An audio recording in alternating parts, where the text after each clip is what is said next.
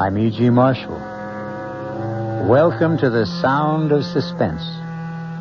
Welcome to the fear you can hear. But mostly to the world of terrifying imagination. In the next 52 minutes, you'll hear a story about truth. Everyone is in favor of truth, of course. It's a word which produces immediate reverence and respect. But sometimes the truth can be a terrible thing, even a shattering thing.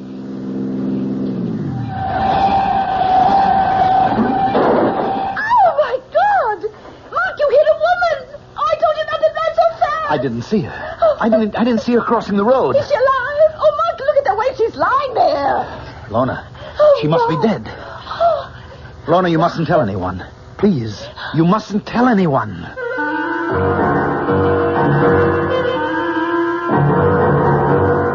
Our mystery drama, The Ring of Truth, was written especially for the Mystery Theater by Henry Slessor and stars Agnes Morehead.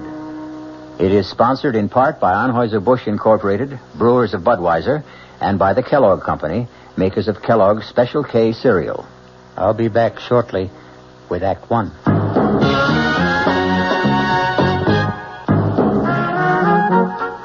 Some beer drinkers have funny ideas about beer. They think beer improves with age, like wine. Well, find a brewmaster, though. You'll find a beer drinker who knows better. The Budweiser brewmaster says it all depends on how beer is aged. Just letting beer sit in lagering tanks makes it older, not necessarily better. That even goes for keeping a case around the house for a couple of months. But there is one kind of aging that's good for beer. The Budweiser kind. Beechwood aging. In this kind of aging, something happens. It lets all the flavor of the choicest hops and best barley malt that go into Budweiser get through to you. Sure, it takes more time and trouble to brew Budweiser that way, but brewing beer right does make a difference. Anheuser-Busch, St. Louis. Hey, Ma, what's for dinner? ShopRite has a beautiful buy to help you serve dinner. Fine imported porcelain china. The beautifully crafted Lovelace pattern by Crown Victoria. An elegant white-on-white platinum-banded pattern to complement any table. Now available only at ShopRite. The basic place-setting pieces, dinner plate, cup and saucer, dessert plate, and bread and butter plate, are just 39 cents. 39 cents each with every $3 purchase. A different place-setting piece is featured each week at this special price. You'll want to collect all the magnificent completer pieces and matching ovenware available every week at low prices, too. Visit ShopRite and start your set of lovely porcelain china today. It's a beautiful buy. Hey, Ma, what's for dinner? ShopRite has the answer. Offer not available in Westchester, Ulster, Orange, Dutchess, and Columbia counties.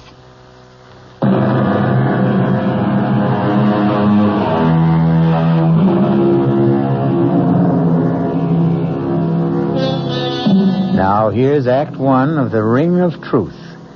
The place, a charming college town in New England. The people you're about to meet, young Lorna Kittredge and the special man in her life, Mark Kramer. His driving speed, a comfortable 30 miles an hour. I'll tell you what I resent most about your father, Lorna.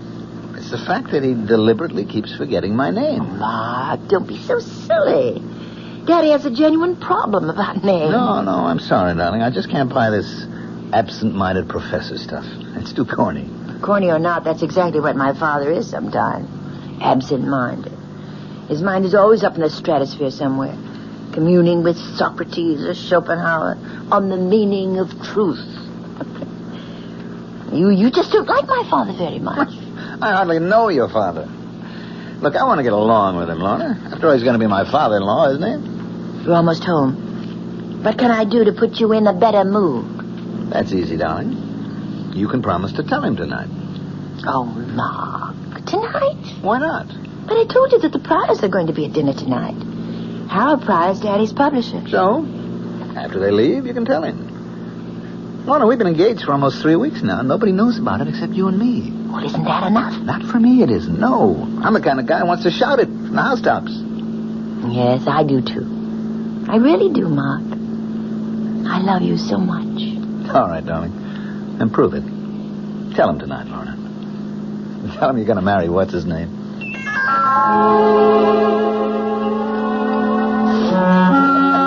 How do you think I'm right? You're quite right, Harold. What the book needs is a much sexier title. Well, of course, there isn't a word about sex in it, but what's the difference as long as it sells, huh? What's the latest book about? Why, truth, of course. Daddy's favorite subject. Should be everyone's favorite subject, in my opinion. You know, if you really want a suggestion for a new title, Professor, I think I have one. Do you, Max? Daddy, the name is Mark. Oh, yes, of course. I'm sorry, Mark. Well, go on. Let's hear your suggestion. Why not call it The Ring of Truth? Well, I think that's a very good name, but, of course, that's up to Professor Kittredge. It's not a bad title, Mark, but, well, it does imply a lack of sincerity, doesn't it? The Ring of Truth is only the surface appearance of it. What I'm examining in my book is the necessity for stark truth, for truth unafraid. Of course, there's a fairly good argument against stark truth sometimes, isn't there? I mean, there's still a necessity for a white lie now and then. You mean in the real estate business, perhaps? No, not just in my business, in everyone's. I mean, there are times when tact, and courtesy, and general goodwill call for a shading of the truth. May I make a suggestion, everyone? Why don't we have our coffee in the living room? It's a good idea, darling. George, I want to... I'll give you a hand with the dishes, honey.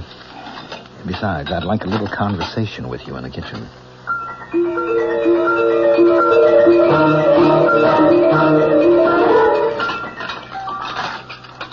All right, Mark. I know what you're going to say. Daddy was impossible tonight. Now, your father's a great scholar, man of ideals, the Albert Schweitzer of New England. I'm only a poor schnook of a real estate man, no. but I'm perfectly willing to put up with him for your sake. Put up with it. Won't be easy. A crass, materialistic guy like me marrying into all that saintliness. What can I do? I'm crazy about his daughter. You idiot. Oh, Mark, my hands are wet. Will you tell him tonight? Yes, the minute everyone leaves. He's not going to be happy about it, you know that. He won't be happy about losing you. Well, he knew it had to happen someday. All right, then tell him that day has come. Tell him the truth. I always tell Daddy the truth. Daddy, can I come in? Yes, darling, of course. I didn't want to interrupt your reading. Oh, I can't really read this book. I don't understand the language. Have you seen it, by the way? Still another edition, German, of the 7 Secrets of Shakespeare. It's lovely. What a beautiful binding. Yes, I'm pleased with it. I suppose an author never loses his affection for the first book he writes. Well, it's more than just that. This book made you famous. In very limited circles, yes. And I hope you've enjoyed the evening and that your friend did too. The only thing Mark didn't like was being called Max. Oh, I'm sorry about that, Precious. I hope he wasn't offended. But you have to admit that you do bring home a lot of young men. Daddy, that may have been true once, but Mark Kramer is the only man I've seen for the last 6 months. That long? And the reason I've seen him so much is that, well, I'm in love with him. Well, that isn't an entirely new phenomenon either, is it? Daddy, Mark asked me to marry him. I said yes. Marriage? You know that word, don't you? It's English, not German. Yes, I know the word, but, well, it's just that I never supposed you'd want to marry now. I mean, before your doctorate, before you've done all those things we planned to do together? Marriage wouldn't put an end to our plans. And as for your lecture tour, but you don't really need me along. I don't know if I'd want to go without you. I'm getting a little old to gallivant around Europe by myself. Well, it's the first time I've heard you complain about being old. For some reason, the last 10 seconds, I began to feel old. Of course, Mark and I could go with you to Europe as a sort of honeymoon. No, Lorna, he's not going to want that, I'm sure. In fact, my guess is that your young man is going to want to see as little of me as he possibly can. No, Daddy, that isn't so. He knows that I won't just abandon you. I couldn't be that heartless. That's the last word I'd use about you, Precious. I know your heart only too well. I know what a tender, beating little thing it is. I've always been afraid of the man who would trap it someday. I just wish you knew Mark better. He's not a I'm not scholar. saying anything against Mark. I fear this way about any man. I'm like the tired old king of the fairy tale, darling, forced by the condition of kingdom to give the hand of his princess to a commoner. Oh, Daddy.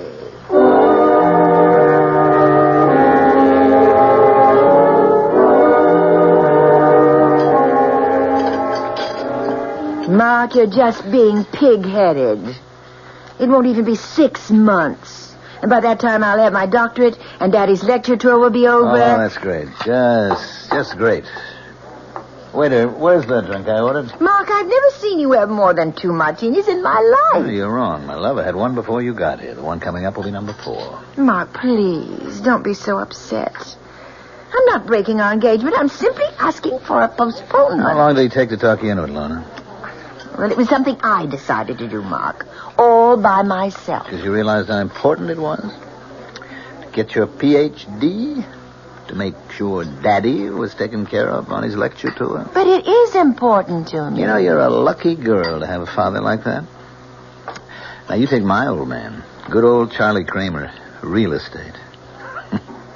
I don't think he ever heard of an ethic or an ideal in his life.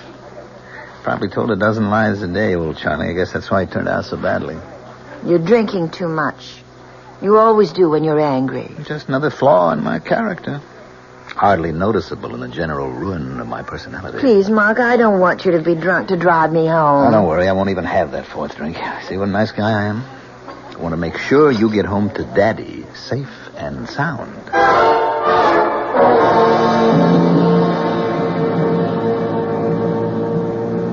Mark, are you sure you don't want me to drive? No, you just leave the driving to us. It's starting to rain. I think you should turn your wipers on. That isn't rain, precious. Those are tears in front of your eyes. Please, Mark. All right, all right. Do you have to drive so fast? I know there isn't any traffic, but these roads are so dark. That's what the headlights are for. How far these little candles throw their beams, so shines a good deed in a naughty world.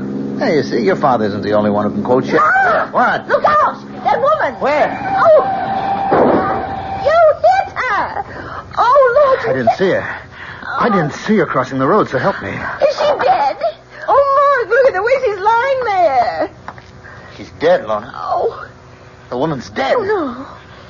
Well, horrible. I told you not to drive so fast.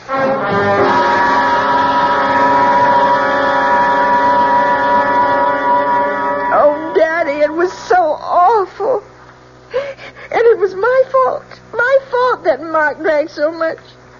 He really doesn't like whiskey very much, but when I told him about what we decided about postponing the wedding... You mean what you decided, darling? It was your decision. He was driving so recklessly.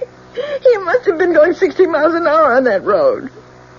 The speed limit there was only about 30. You haven't arrested him, have they? No. But the police were called, weren't they? Yes.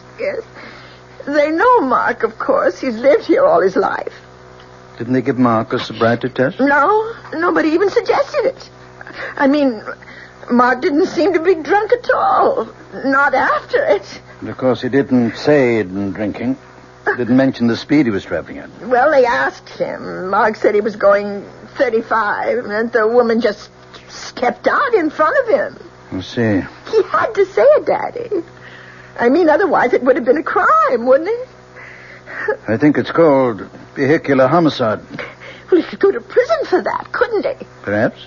Oh, Daddy. Donna, what did you say?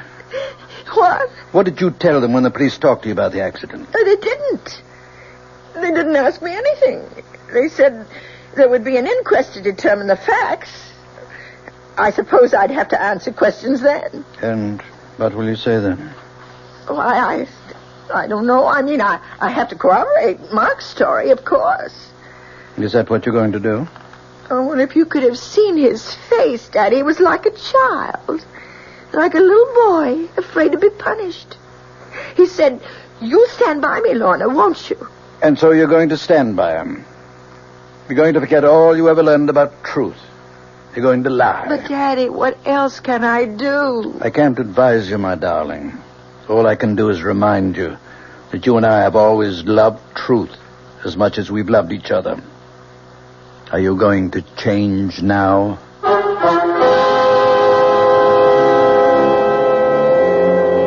And so Lorna finds herself in the corner of a triangle.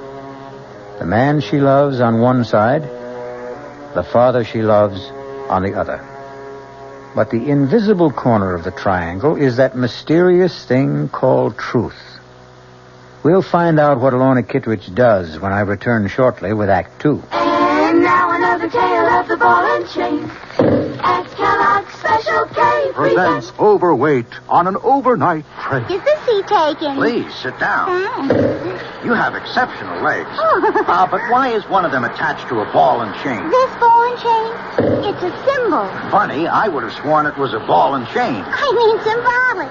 Because carrying around a few extra pounds can be just like lugging around this ball and chain. I see. May I suggest something? Uh-huh. Try a bowl of Special K skim milk, orange juice, and coffee. It's the Special K breakfast. Will it make me lose weight? No. Oh. You must also exercise and eat smart at every meal. I see. Do you know the Special K breakfast is less than 240 calories, 99% fat-free, and delicious?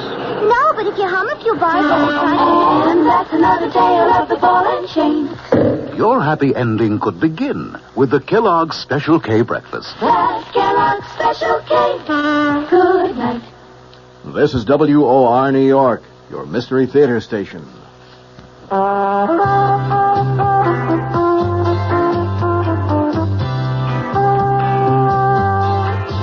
No matter what you're saving for, that's what Suburban Savings for Suburban. Suburban Savings offers you a regular savings account with flexibility. You can add any amount to your account whenever you wish. Withdraw whenever you want. Suburban Savings pays a 5.25% annual interest rate on regular savings paid quarterly, which earns an annual effective yield of 5.47%. Interest is compounded continuously from day of deposit to day of withdrawal, as long as $50 is maintained in the account to the end of the quarter. Come into Suburban Savings and open an account with flexibility. Our regular savings account in New Jersey at Bayonne, Edgewater, Elmwood Park, Emerson, Hackettstown, Morris Plains, Nutley, Paramus, and Sparta.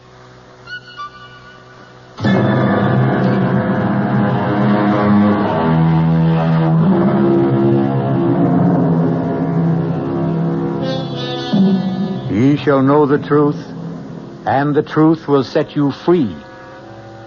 Will that familiar saying work in the case of Mark Kramer? It may all depend on the outcome of the next conversation you hear in the home of Professor John Kitteridge and his daughter. Lorna, may I come in? Yes, Daddy. All dressed already? Yes. I know I don't have to leave for the county courthouse for another hour, but I was too nervous to just lie in bed. Why don't you come downstairs and have some breakfast with me? No, I couldn't. I feel too sick. Oh, poor kitty. I haven't called you that since you were a little child. Or don't you remember me calling her that? No, not really. You see, before you were born, I wanted to name you Catherine. But your mother objected because she was certain you'd be nicknamed Kitty. Then you'd be Kitty Kitteridge. And she hated the sound of it. You've told me the story before. I know you're not in the mood for old family anecdotes. All I can think about is that inquest this morning. I'm so frightened. My skin feels like ice. Darling, you won't have to be frightened if you do what I said. It's only lying that makes us afraid. Please don't talk about it. I have to lie for Mark. I love him. I'm going to marry him. Do you think the others will lie? The bartender at that restaurant? What was the name of that again? Bruno's? Yes. He'll defend Mark. I'm sure he will. They don't like trouble. They had some license problem last year. They won't want to admit that they served Mark so many drinks that he was hardly able to walk. To say nothing of drive. So you're the only one who has to lie. Daddy, the woman is dead. Nothing will bring her back. Lies, truth, nothing. Who does it help if Mark goes to prison? Yes. You're right, precious. There's no profit in truth. None at all. Then you agree with me. No profit, Lorna. Only loss, maybe. But that's something you'll have to judge for yourself. You know my feeling about truth.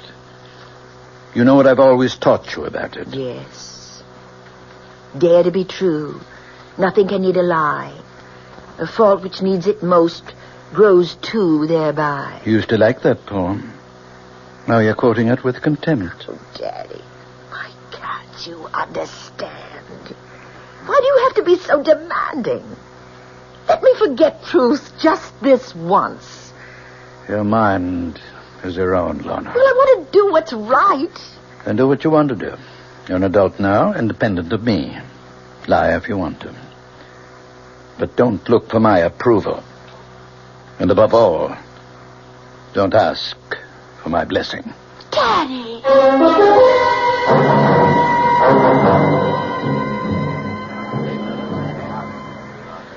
Let's have some quiet. The coroner's jury has to hear the testimony if they're going to judge it. Sergeant McKeon, was any investigation made of the skid marks at the scene of the accident with a view to determining the speed of the vehicle? No, sir, there wasn't. The condition of the road and the rain we had that night, well, it was impossible to tell the difference between the skid marks and the tire treads. That's why no measurement was made. It's been stated that the driver of the vehicle, Mark Kramer, had left the establishment called Bruno's shortly before the accident. Since Bruno's is in the business of serving hard liquor, among other things, did the police give Mr. Kramer a sobriety test? No, sir, we didn't. You see, sir, we didn't know at the time where Mr. Kramer had been. All we knew was that Mrs. Moga was dead and Mr. Kramer didn't appear like he'd been drinking. All right, Sergeant, you can step down. Thank you, sir. The coroner's office calls Mr. Kramer to the stand, please. Mr. Kramer, this inquest isn't a trial. Our duty here is simply to determine the cause of death. But you must give your testimony under oath. Please raise your hand on the Bible. Yes, sir. Do you solemnly swear to tell the truth, the whole truth, and nothing but the truth, so help you God? I do. All right, Mr. Kramer. Just tell us your story of what happened the night of the accident. Well, Miss Kittredge and I left Bruno's about 9 that evening, about a half hour before the accident. I'd had one drink, vodka martini. You can ask Mr. Bruno about that because he served me. Go on. When I reached Route 24, I decided to take the Ridge Road shortcut to town. I was traveling between 30 and 35 miles an hour, I'd say, and I remember slowing down when the rain started. I had my wipers going when I came over the rise of the hill, so my windshield was clear. But I still didn't see Mrs. Moger when she stepped out into the road directly in front of the car. Were your lights on full beam? Yes, sir, they were. Why do you suppose Mrs. Moger didn't see them? I don't really know. What I think is she was almost across the road when I came over the rise, and she panicked when she realized that a car was coming. She started back in the wrong direction, and that was when she stepped in front of the car. Is that your entire testimony? Yes, sir, it is. Very well, Mr. Kramer. You can return to your seat. Will Miss Lorna Kittredge take the chair, please? Place your hand on the Bible, Miss Kittredge. Yes. Do you solemnly swear to tell the truth, the whole truth, and nothing but the truth, so help you God? Yes, I do. Please speak up, Miss Kittredge. I do. Miss Kittredge, you were with Mr. Kramer on the night of the accident. Yes. You went with him to the place called Bruno's. Yes, I did. And did you have a drink that night? Yes, I had a martini. The same as Mr. Kramer? Yes. When Mr. Kramer's car approached Mrs. Moger's driveway, did you see the lady before the automobile struck her? I'm not sure. I think I saw her for just a split second. And then the car hit her. It was all terribly unreal. Were you aware of the speed you were traveling at? Miss Kittredge? I'm not sure of the exact speed. Mr. Kramer thinks it was between 30 and 35. Do you agree with that? No. What was that? It couldn't have been that. It was more like 55 or 60. Did you say 60, Miss Kittredge? About that, yes. Lorna, for God's sake. I hope you've considered this reply, Miss Kittredge. Yes, I've considered it. We were traveling at least that. I'd been looking at the speedometer only a few minutes before. I was complaining to Mark about his speed, but he wouldn't listen to me. He wasn't in any mood to listen. He was angry, and he was drunk. Please, everybody, quiet now. Mr. Kramer, please take your seat. It's the truth. The truth, I can't help myself. He was drinking. He had too many martinis, and he was drunk. Are you telling us he had more than one drink? He had 4. I know he did. And he drove like a madman. No matter how I tried to stop him, he never thought that woman would be on the road at that time of night. He wouldn't listen. I couldn't believe it was really happening. It was like hearing someone else say the words. Please don't cry, Kitty. I tried not to look at his face. I tried so hard not to see him, but I couldn't stop myself. How can you blame yourself for telling the simple truth? How can you think it's wrong? But don't you realize what'll happen to him, Daddy? He's going to be indicted. He may go to prison. I'm sure Mr. Kramer will hire himself a very smart attorney. Who's that? I have no idea. Oh, I can't see anyone now. I just can't. Yes, of course. You go to your room and I'll answer it. Go on, darling. Go lie down. Yes. Oh, it's you. I want to see Lorna. Mark, please listen to me. I know exactly how you're feeling at the moment. Thanks for remembering my name, Professor. That must be the very first time. I'm sure you realize that what Lorna did this morning was extremely difficult and painful for her. That it was an agonizing decision. Only who made it? Lorna's lying down right now. I suggest you try telephoning her later. I'm not leaving until I see her. I had hoped we wouldn't get violent about all this, Mark. Frankly, I don't think you're in a good position to commit any other rash actions. Daddy, it's all right. Lorna, I thought you were in your room. I'll talk to Mark. Very well. But don't ask me to leave, because I won't. You don't have to leave, Professor. I'd like you to know this, too. Know what? What the town gossips are saying. Lorna, they're saying that we had some kind of fight. A lover's quarrel, and that you wanted to get back at me. Oh, you know that's not so. Yes, I know it. But the other explanation makes even less sense. That you just had to tell the truth. Well, it wasn't easy for me. Lies would have been easier. One small lie, Lorna. That was all you had to say. You're so afraid of hell that you wouldn't lie for me? I can't expect you to understand. But I do understand. Better than you do, maybe. It was your father's idea. Now, just a moment, Kramer. Well, you remember my last name, too. I think I made more of an impression on you than you were willing to admit. There's no need to be nasty. Lorna, you're so stuck on the truth. Tell it now. He told you what to do in that courtroom. Professor Kittredge's little girl always listens to Daddy, and she never lies. Please, Mom. He insisted that you tell the truth, didn't he? He gave you a lot of high-flown ethical reasons for telling the truth. Nothing but the truth. Every reason but the real one. You're wrong. I made up my own mind. Your father knew what would happen. It would split us apart, and that's what he really wanted, Lorna. That's the truth that he didn't mention. I think that's quite enough. If you don't leave right now, I'm calling the police. Don't bother, Professor. You've done a very good job. On Lorna and on me.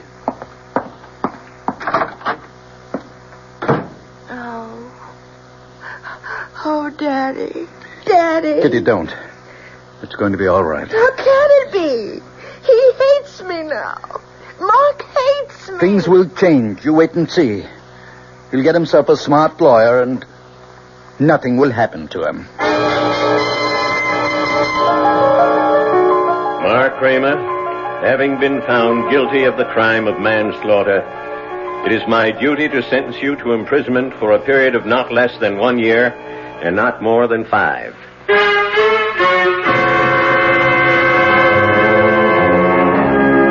And so the truth has not set Mark Kramer free. It sent him to prison, where he'll have plenty of time to ponder the complexities of ethics, justice, and human nature. Or perhaps he'll ponder something else, like revenge. We'll find out when I return shortly with Act 3. I'm Hy Brown, producer of Radio Mystery Theater, and this is the end of our last week of prize drawings. Just send us your name and address tonight to be eligible for one of 50 prizes: 2 AM/FM stereophonos, 2 travel clock radios, and 46 anthologies of modern suspense. We've been most gratified by the program comments so far. So, if you have a chance to write, we hope you will. And let us know a bit about you, who you are, what you do, how old you are. But your name and address are enough. To Mystery Theater, Box 50, Radio City Station, New York, 10019.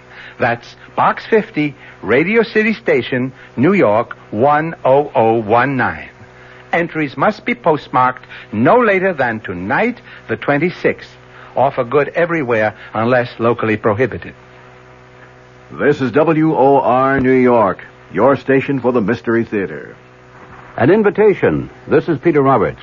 Join us Sunday morning, 8:15 to 10 here on WOR for Rambling with Roberts. 2 hours of music, specially selected for Sunday morning listening pleasure, along with, bits of weather information, news headlines, bits of trivia such as the fact that a man from Onowa, Iowa, received a patent for what he called Eskimo pie, which was ice cream coated with chocolate. It all happened in 1922. It may not seem like very much in the way of history, but it does take place, these little bits of trivia and information, on Rambling with Roberts. So, of a Sunday morning, make a note. 8:15 to 10, right here at 710 on your dial, come Rambling with Roberts. You don't have to give us an RSVP. Just be on hand. Thank you.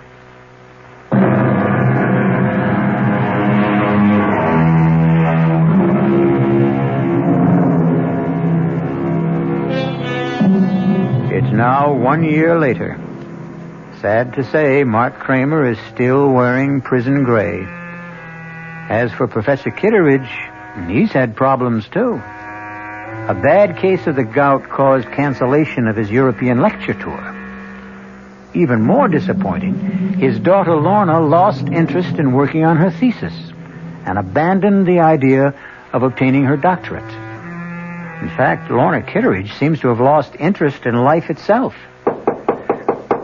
Lorna, you awake? Yes, Daddy. I'm up.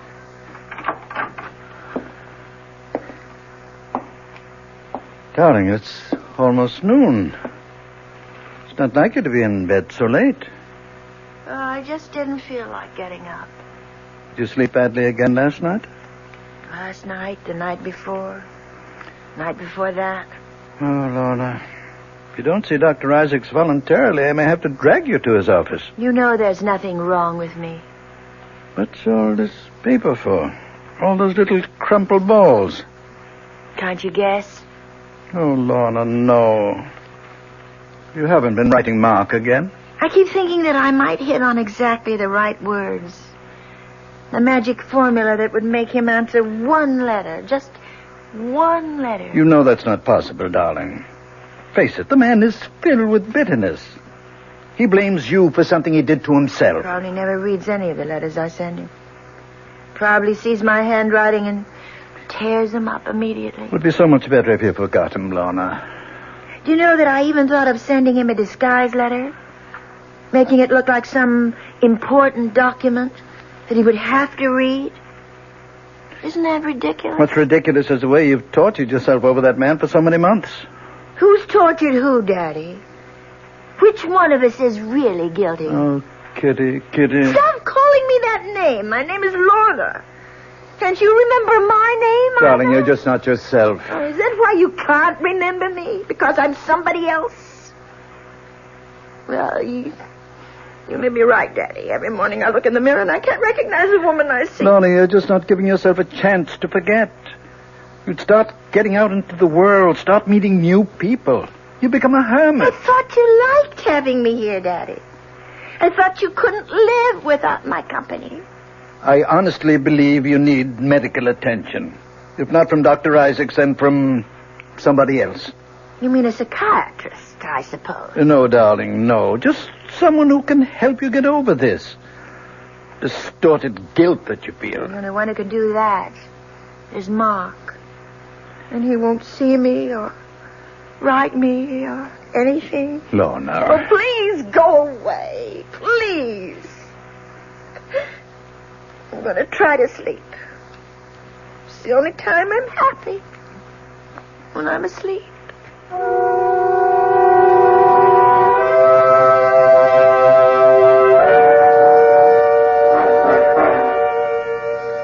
right. Step right over here, Kramer. Anything you say, guard.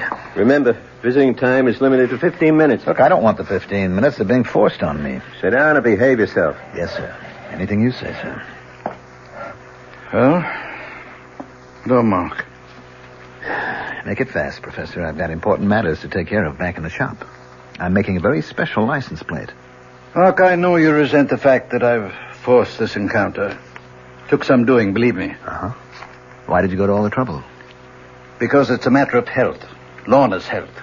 She's pining away for me, is that it? Well, tell her to stop, Professor.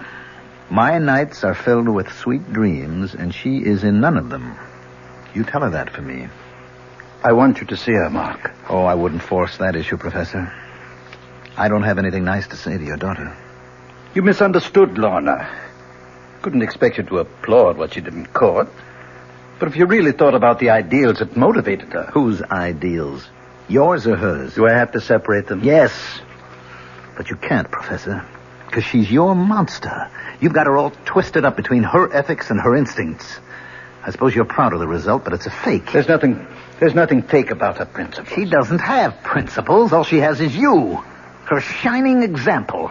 She wants you to love and admire her, so she does what you expect. That's why Daddy's little girl always tells the truth.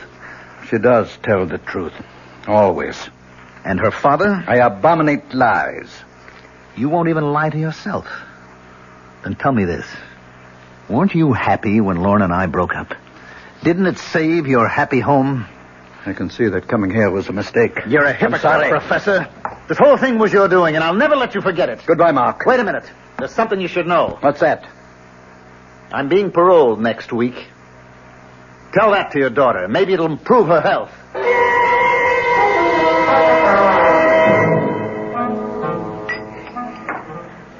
Of course I'm pleased, Harold. It's just that I'd much rather see a new book of mine published than a new edition of an old book. Well, you can't argue with success. People never seem to tire of the 7 Secrets of Shakespeare. I suppose I shouldn't complain. It does buy the groceries. Just cash the royalty checks and be happy. Now, tell me how Lorna's doing. Feeling any better? Oh, still a bit run down, I guess. Well, that's too bad. I suppose you know that young man, Kramer, that he's out of prison. For about 2 months now, I gather. He, hasn't been in touch with Lorna? No, and I don't think he will be. Funny thing is, he's been in touch with us.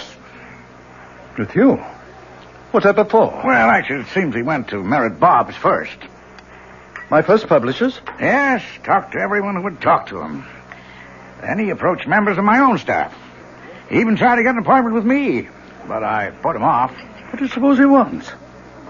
He's an embittered young man, you know. Well, I spoke to George Merritt.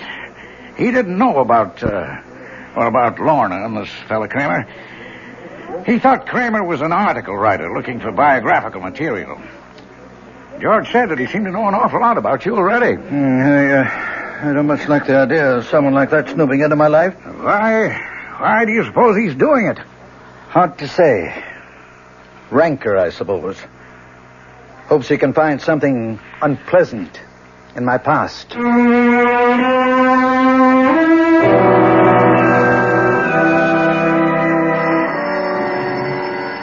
I'll get it, Lorna. Hello? Professor Kittredge? Yes? Mark Kramer, Professor. Oh. Yes, I was just speaking about you the other day with my publisher. I'd like to see you, Professor, this evening, if that's possible. See me? Or Lorna? No, just you. If Lorna wants to be there, that's her business. Something tells me she'd rather stay away. Can you give me some idea of why you want to see me? You might say it's a business matter. Who is it, Daddy? What time would be good for you, Professor? Make it about 9. I'll make it exactly 9. Daddy, you look so strange. Who was that on the phone? It was Mark Kramer, Lorna. Mark? He's asked me to see him at 9 tonight. I have no idea what he wants to say, but whatever it is, I'm sure it won't be anything pleasant. I'd rather not be here. I didn't think you would. Mark blames me for what happened in court, not you. He refuses to admit that it was your own love of truth. My love of truth? Daddy, you never understood me yourself. How could you explain me to someone else? I didn't love truth. I loved Mark. You did what you had to do. What your conscience told you to do. My conscience? Is that what I was satisfying? That small little voice inside me? It can be a loud voice, darling. A very compelling but voice. But I still hear it. It's still talking to me. And you know what it's saying? You fool. You fool, you fool. Lorna. I think I'll go out now, Daddy. Right now.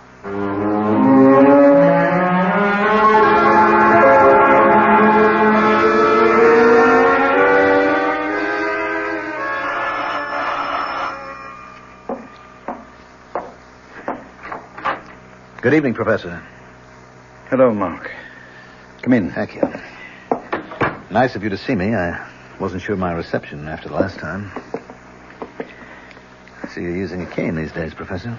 Yes, a touch of gout. Mark, I hope you weren't expecting to see Lorna.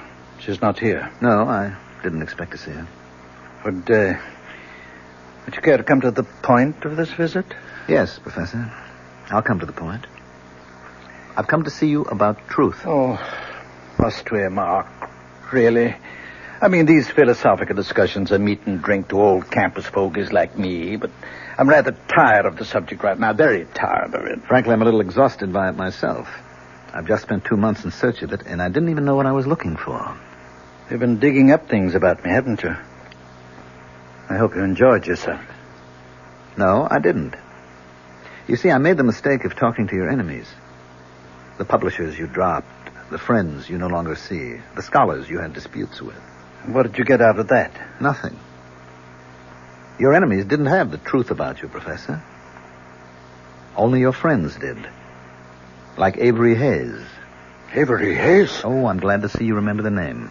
Strange how few people do. Even though you dedicated your 4th, or was it your 5th book to him? George Merritt knew him, of course. Mr. Merritt called you Avery's benefactor. Said that Hayes was an alcoholic that you took care of for many years. He was my friend. Yes, he was a good friend, and you were good to him. That was one chapter of your past that you had every reason to be proud of, wasn't it? Avery's been dead for 10 years. What did you want from him? Nothing, Professor. I just thought a man like that deserved a little recognition, if only for his past association with you. So I talked to people who knew him, his old pals, his family. He still has a brother alive, you know, a crotchety old fellow in the terminal ward at the county hospital. His name's Ezra. Perfect name for the old boy. And you know what? He still has the junk Hayes left when he died. That pitiful collection of books and papers. You don't expect me to believe that? About Avery's papers? Avery never kept anything, not a thing. He was a foolish, drunken old... He was also brilliant, wasn't he? Went to the university on a scholarship. You only beat him out for top honors because of his drinking. You're talking about 40 years He was drunk and he was dishonest, too, wasn't he, Professor? That was how he sustained that wild life of his, by selling his scholastic services to anybody who could pay for them. It's not different today. Yes. That's what Avery said in his letter. The one he wrote to a woman named Jean. I didn't know who Jean was or why Avery never mailed the letter, but there it was. Avery said he was cleaning up $100, $200 a month and would surely be able to pay back all he owed before the end of the semester. And then he mentioned the thesis. The big job he was doing, that he expected $300 for that job alone. You know which thesis I mean, Professor? Please go. Get out of here. I've had enough of this lying filth. The 7 Secrets of Shakespeare. Sounds like a mystery story, doesn't it? But it was quite a piece of work. And it became more than just a college thesis. It became a world-famous book. It made your reputation, Professor. You're a liar. A liar. You know nothing about it. You paid Avery for his work and put your name on it. You might have done as well yourself, but you were young and lazy, and you had the money to pay for it. Then you discovered how good it really was, and it was too late for both of you to change the course of history. Get out of this house now. Get out! I'm going, Professor. I just wanted you to hear this little story about truth. And also to tell you that I have Avery Hayes' letter. What did you say? I have his letter, Professor. It tells the whole story. Good night. Mark! You told me to go, and I'm going. You filthy animal! Get rich! Kill you, monster! I'll kill you! Kill you, you animal! Daddy! Kill you! Daddy! Like a wild beast! Oh, my God! What have you done? Lorna! Daddy! Lorna! Oh, thank heaven you're here. Oh, Thank heaven. look at his head. Oh, dear Lord. You saw what happened. Oh. What the crazy fool did, he attacked me. You killed him with your cane. He attacked me, Lorna. You know how much he hated me? I had to defend myself. No, I saw what happened. I saw you strike him from behind. No, Kitty, no. He tried to kill me. That's why I hit him. Daddy, I saw everything. You killed Mark. You did it deliberately, and that's the truth. You always taught me to tell the truth. It's the only important thing. The truth.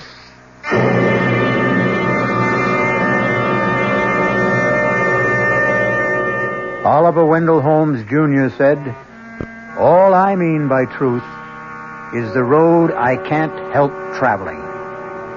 Well, Professor Kitteridge traveled his road, and despite his good intentions, it turned out to be the road to hell. I'll be back shortly. Hello, this is Joe Franklin. Ladies and gentlemen and boys and girls, for the very latest in nostalgia, for the ultimate in remembering, please join with me on Saturday nights from 9:05 to 11 o'clock, where memories are truly happening right here over WOR Radio. It is my privilege to present radio's original Memory Lane program, but positively the original. And whether it's Al Jolson or Benny Goodman or Louis Armstrong or Eddie Cantor or Harry James or the Dorseys, Mario Lanza, Gene Krupa, the young Frank Sinatra, George M. Cohan, Bing Crosby, Bogart, Lombard, Cagney, and all those happy times of radio's comedy and drama and soap opera. We have it fascinatingly, and all the sounds are reproduced crystal clear Saturday nights from 9:05 till 11 over WOR Radio. Yours truly, Joe Franklin, hosting Memory Lane. Tune in.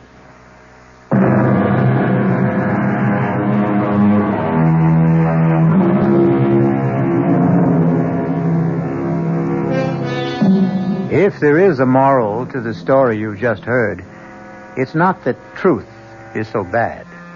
But Samuel Butler said, truth should not be absolutely lost sight of, but it should not be talked about. And we promise that's our last word on the subject. Our cast included Agnes Morehead, Mandel Kramer, Sandus Ortega, Ian Martin, and Dan Ocko. The entire production was under the direction of Hyman Brown.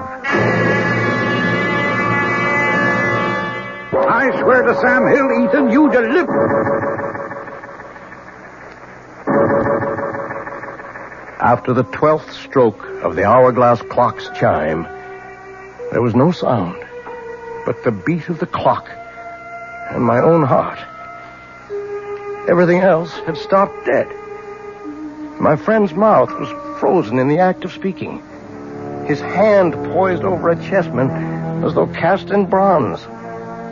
Outside, like the old child's game, people had turned to statues.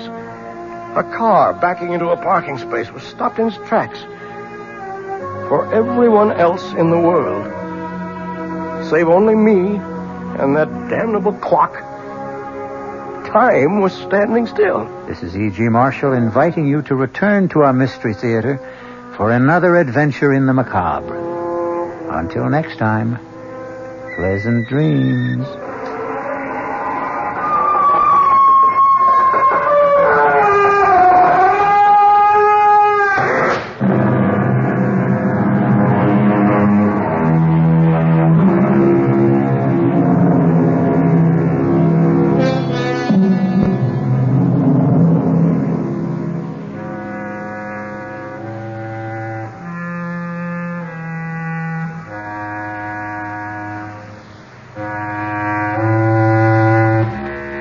WOR Mystery Theater was brought to you by ShopRite Supermarkets, where you get a lot more for a little less, and by Suburban Savings, with offices throughout North Jersey. The preceding Mystery Theater program was furnished by the CBS Radio Network. The late news is next at 9, followed by Joe Franklin and Memory Lane here on WOR New York, an RKO General station. Good evening, news at 9 from the WOR newsroom. This is Bill Maher reporting. The fast-paced Secretary of State is in New York for the weekend. He'll be meeting tomorrow with UN Secretary General Kurt Waldheim to fill him in on the diplomatic goings-on that brought about a settlement between Israel and Egypt. Just what the Secretary's plans for today and this evening are, nobody's saying. One of the Secretary's favorite companions, Nancy McGinnis, lives in New York, but all aides will say about Kissinger's plans is he has personal business.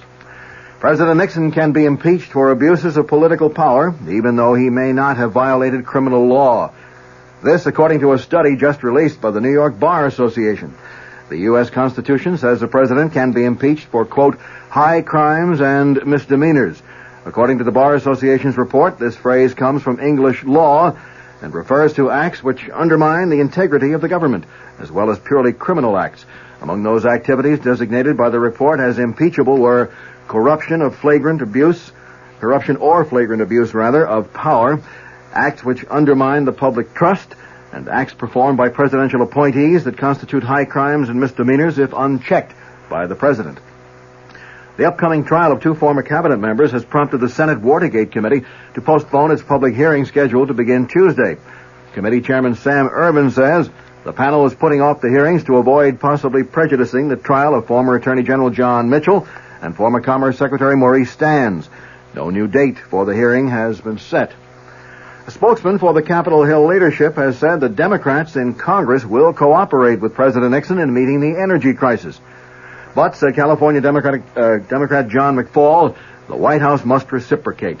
McFaul spoke on national radio in response to President Nixon's energy address last week.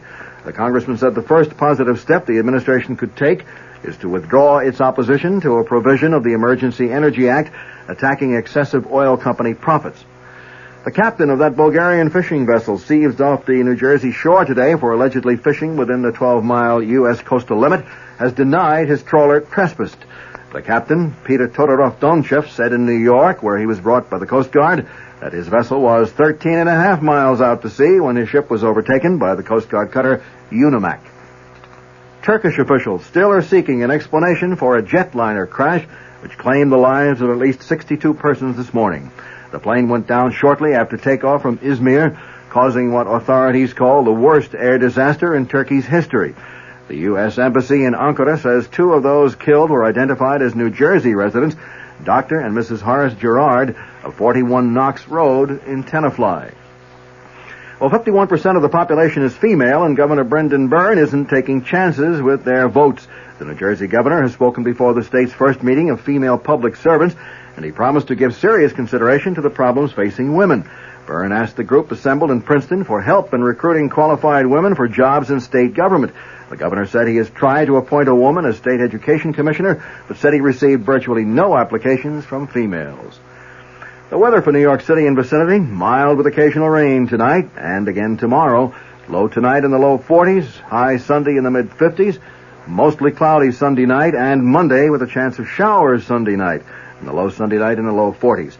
At the moment in cloudy Midtown Manhattan with some very light rain falling, the temperature at 44 degrees, humidity 86%, wind southeast at 4 miles per hour, the barometer 30.21 and falling. That's the news at 9. Bill Maher in the WOR newsroom.